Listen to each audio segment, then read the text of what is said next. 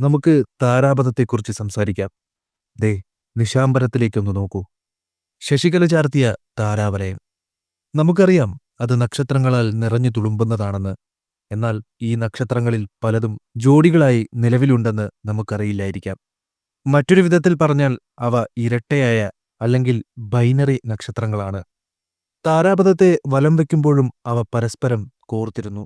വളരെ കാലമായി നമ്മുടെ സൂര്യൻ ഏകനാണ്. എന്നാൽ പുതിയ ഗവേഷണം ഇതിനെ എതിർക്കുന്നുണ്ട്. നിലവിലെ പഠനങ്ങൾ പറയുന്നത് പ്രകാരം നമ്മുടെ സൂര്യന് വളരെ കാലമായി നഷ്ടപ്പെട്ട ഒരു ഇരട്ടയുണ്ടായിരുന്നുവെന്നാണ്. അപ്പോൾ ഈ സോളാർ സഹോദരന് എന്തായിരിക്കും സംഭവിച്ചിട്ടുണ്ടാവുക? അതെവിടെ പോയി? നേരത്തെ സൂചിപ്പിച്ച പോലെ സൂര്യൻ ഏകനാണ്. നമ്മുടെ ഗാലക്സിയിലെ മറ്റ് നക്ഷത്രങ്ങളിൽ നിന്ന് തികച്ചും വ്യത്യസ്തനാണ് സൂര്യൻ. സമീപകാല പഠനങ്ങൾ ഒന്നിലധികം ഇരട്ട നക്ഷത്രങ്ങളെ കണ്ടെത്തിയിരുന്നു. ജോഡികളായി പരസ്പരം ബന്ധിപ്പിച്ച് ഗാലക്സിയെ ചുറ്റുന്ന നക്ഷത്രങ്ങളെന്നാണ് അതിനെ അർത്ഥമാക്കുന്നത്. വിചിത്രമായി തോന്നാമെങ്കിലും ഇത് വളരെ സാധാരണമാണ്. നാസയുടെ അഭിപ്രായത്തിൽ ഇരട്ട നക്ഷത്ര സംവിധാനങ്ങളിൽ കാണപ്പെടുന്ന വൈവിധ്യം ഗാലക്സിയിലെ നക്ഷത്ര ജനസംഖ്യയെപ്പോലെ സമ്പന്നമാണ്. വാസ്തവത്തിൽ ബൈനറി നക്ഷത്രങ്ങളുടെ കണ്ടെത്തൽ വളരെ സാധാരണമാണ്. ശാസ്ത്രജ്ഞർ ഇപ്പോൾ വിശ്വസിക്കുന്നത് എല്ലാ നക്ഷത്രങ്ങളും ഒരിക്കൽ ബൈനറി ബന്ധങ്ങളിൽ ആയിരുന്നിരിക്കാമെന്നാണ്. അവർ ജോഡികളായി ഉണ്ടായതെന്നാണ് ശാസ്ത്രജ്ഞരുടെ കണ്ടെത്തൽ. അങ്ങനെയെങ്കിൽ ഇപ്പോൾ ഏകനായ നമ്മുടെ സൂര്യനും ഒരു നക്ഷത്ര സഹോദരൻ ഉണ്ടായിരുന്നു. പുതിയ ഗവേഷണമനുസരിച്ച് മിക്കവാറും ഉണ്ടായിരുന്നിരിക്കണമെന്നാണ് ശാസ്ത്രജ്ഞർ പറയുന്നത്. ഇത് വിശ്വസിക്കാൻ പ്രയാസമായിരിക്കും. എല്ലാത്തിനുമുപരി നമ്മുടെ സൂര്യനോട് ഏറ്റവും അടുത്തുള്ള നക്ഷത്രം പ്രോക്സിമ സെന്റോറിയാണ്.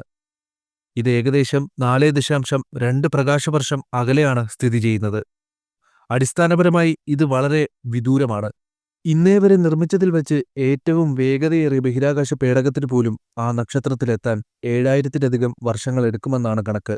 സമീപകാല ഗവേഷണങ്ങൾ പറയുന്നത് സൂര്യന്റെ ഇരട്ട മുമ്പ് നിലനിന്നിട്ടുണ്ടാകാമെന്നാണ്. ഭ്രമണപഥത്തിൽ നിന്ന് വേർപെടുത്തി ദീർഘനാളായി സൂര്യന് നഷ്ടപ്പെട്ട ഇരട്ട ഉണ്ടായിരിക്കാമെന്നാണ് ഗവേഷകർ അവകാശപ്പെടുന്നത്. അതിന്റെ പിണ്ഡത്തിൽ കാര്യമായ വ്യത്യാസമുണ്ടായിരുന്നു. അതായത് അതിന് നമ്മുടെ സൂര്യന്റെ അതേ വലിപ്പമായിരുന്നില്ല. നമ്മുടെ സൗരയൂഥത്തിന്റെ മധ്യഭാഗത്തുള്ള നക്ഷത്രം നമുക്ക് വലുതായി തോന്നിയേക്കാം. എന്നാൽ ശാസ്ത്രീയമായി ഇതൊരു ഇടത്തരം മഞ്ഞ നക്ഷത്രമായാണ് കരുതപ്പെടുന്നത്. അതിന്റെ ഇരട്ട വളരെ ചെറുതും തണുത്ത ചുവന്ന കുള്ളനാണെന്ന് ശാസ്ത്രജ്ഞർ വിശ്വസിക്കുന്നു. ഇതൊരു ആശയമെന്ന നിലയിൽ കൗതുകകരമായി തോന്നിയേക്കാം. എന്നാൽ നമ്മുടെ സൂര്യന് ഒരു ഇരട്ട ഇല്ലെന്നത് നമ്മുടെ ഭാഗ്യമാണ്. ഉണ്ടായിരുന്നെങ്കിൽ അതിന്റെ ഗുരുത്വാകർഷണം ഭൂമിയുടെയും മറ്റ് ഗ്രഹങ്ങളുടെയും ഭ്രമണപഥത്തെ അവ തടസ്സപ്പെടുത്തുമായിരുന്നു. അത് നമ്മെ തീവ്രമായ താപനിലയിലേക്ക് തള്ളിവിടുമായിരുന്നു. ഒരുപക്ഷെ അത് ഭൂമിയെ വാസയോഗ്യമല്ലാതാക്കി തീർക്കുമായിരുന്നു. അതിനാൽ ഈ സോളർ സഹോദരൻ ഉണ്ടായിരുന്നെങ്കിൽ തന്നെ അവ നക്ഷത്രങ്ങളുടെ പാരാവാരത്തിൽ എവിടെയോ നഷ്ടപ്പെട്ടു എന്നതാണ് യാഥാർത്ഥ്യം.